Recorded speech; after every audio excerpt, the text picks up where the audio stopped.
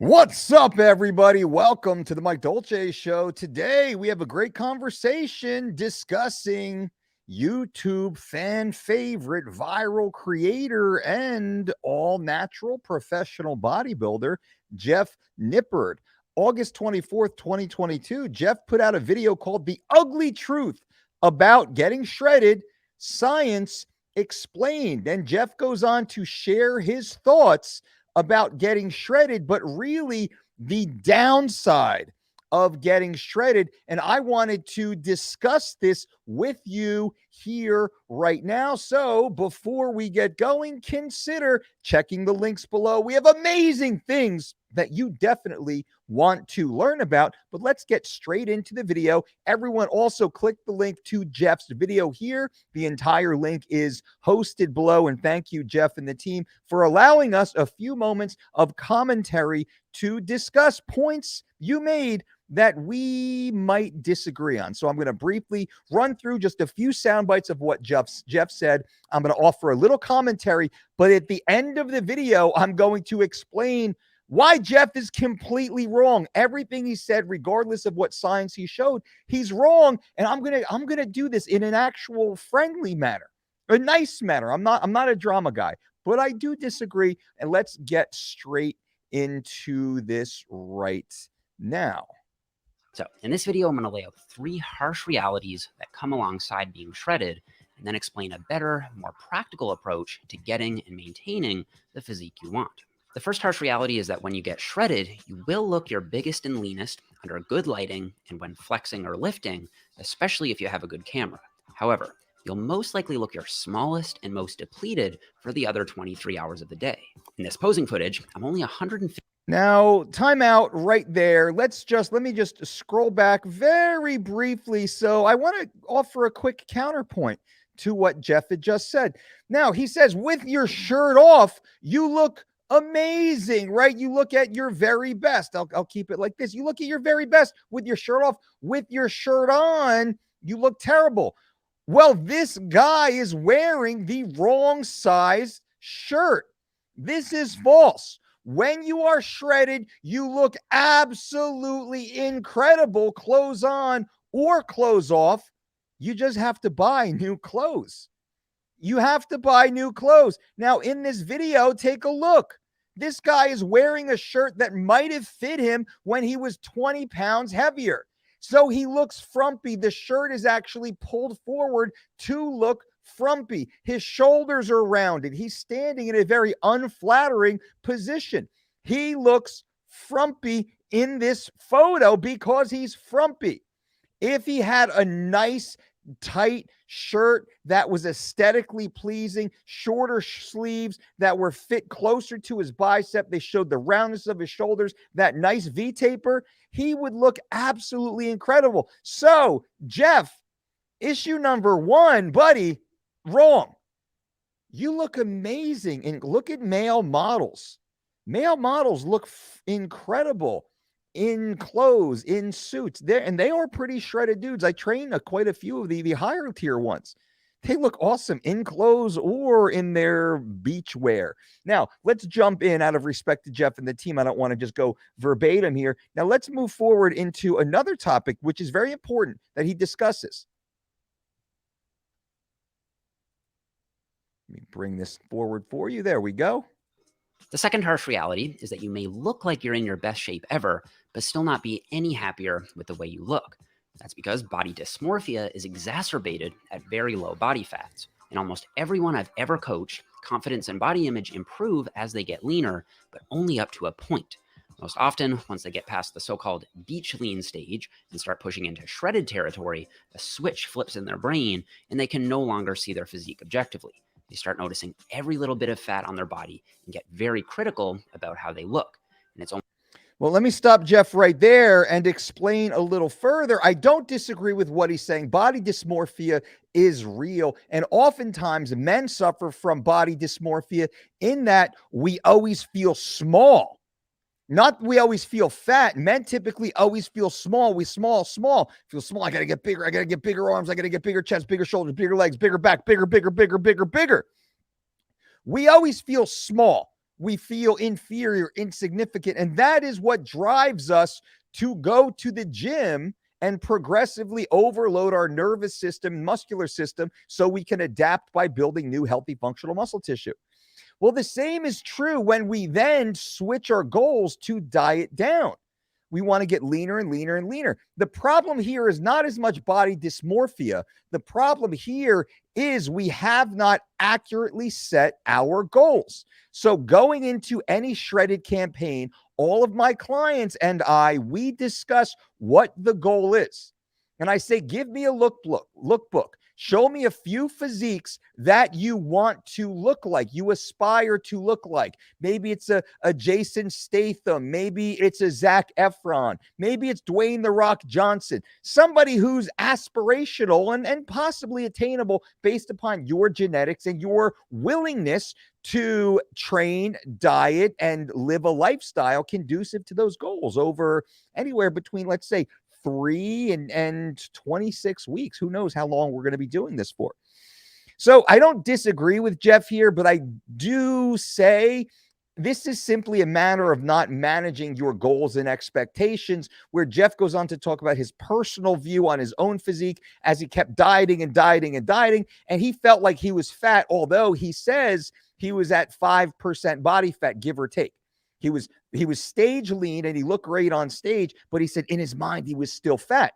Well, because likely he was gauging his expectations against maybe a Frank Zane, let's say, or I don't know, a Chris Bumstead possibly, or even a who's the physique Mr. Olympia? Is it I forget the gentleman's name now. I'm not 100% into that industry. But I believe he was likely gauging his progress by unattainable expectations. And that's a problem for all of us, especially in the social media era. But I digress. Let's move forward. Now he has an interesting conversation as we'll jump into right here.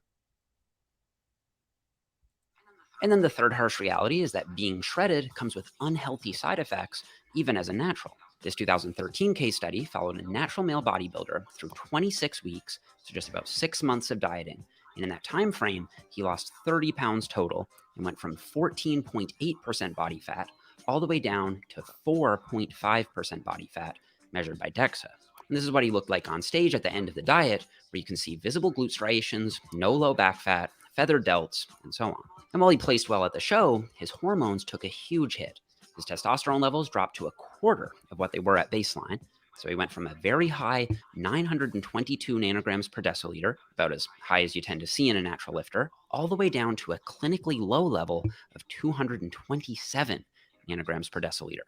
So Jeff continues to go on and he discusses other issues inherent with ultra dieting and getting ultra stage ready. Now, here's the problem.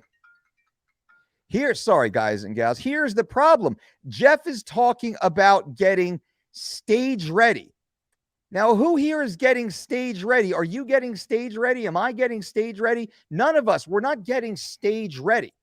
So this is a little bit of bait and switch here. Again, Jeff, you're wrong on this, because everybody watching right now, 99.9% of viewers of your channel, definitely of my channel, nobody here is getting stage ready. Nobody's trying to get down to ultra shredded, scraped out bodybuilding levels of leanness and stand on stage in their girlfriend's underpants. Nobody's getting down to that level of leanness and shredded. So using this one bodybuilder who resorted to ultra restrictive caloric deprivation for months on end, of course, everything tanks, and everything tanks during times of extreme stress, extreme deprivation, extreme exertion. Your health goes to shit.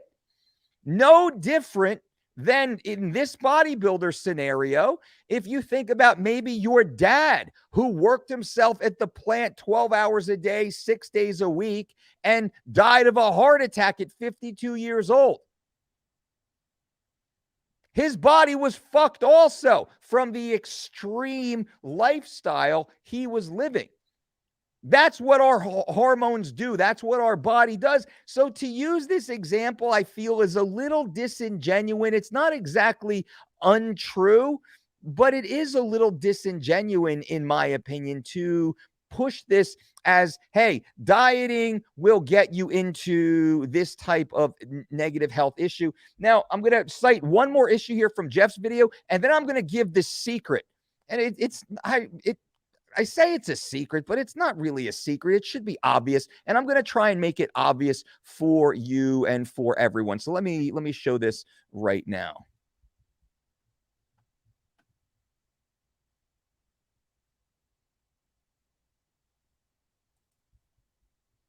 Smell good.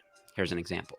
Let me illustrate how crazy it gets. The smell of dog food makes me hungry.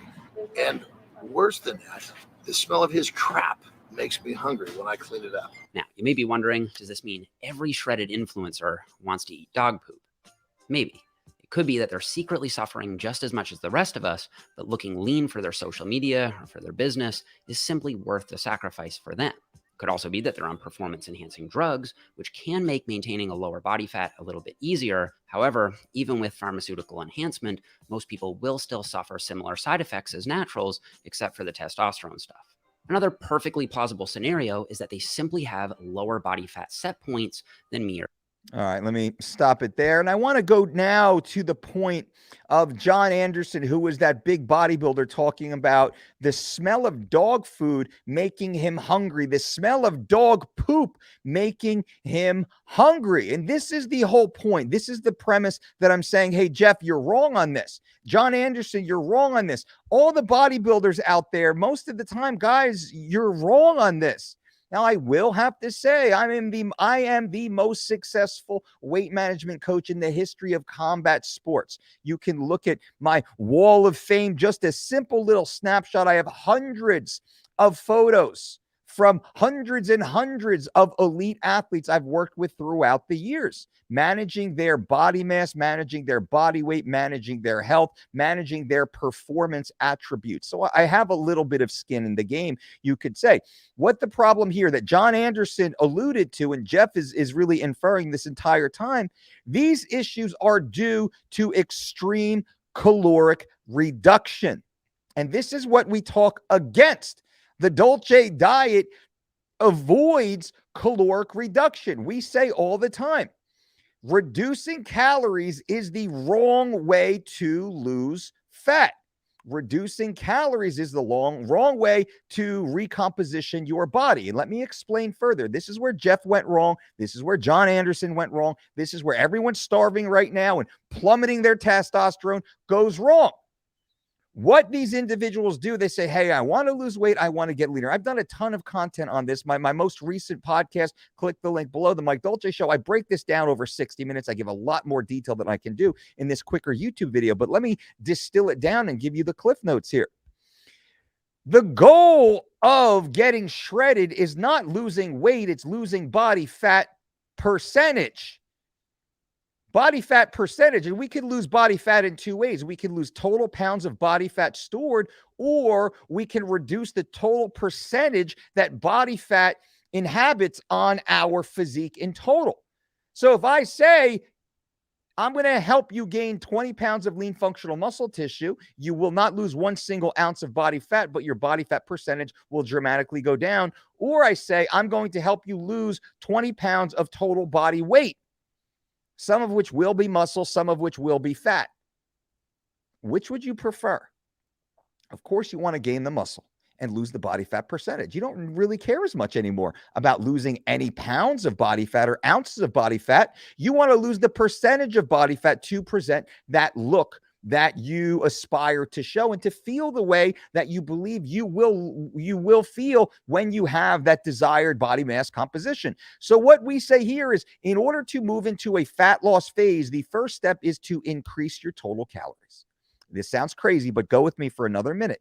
You increase your calories as you enter into an acute fat loss phase. Now, the calories you increase must be comprised of high net nutrient, healthful whole foods, which yield the highest micronutrient and phytochemical capacity per calorie of any other food unit on the planet. This is important.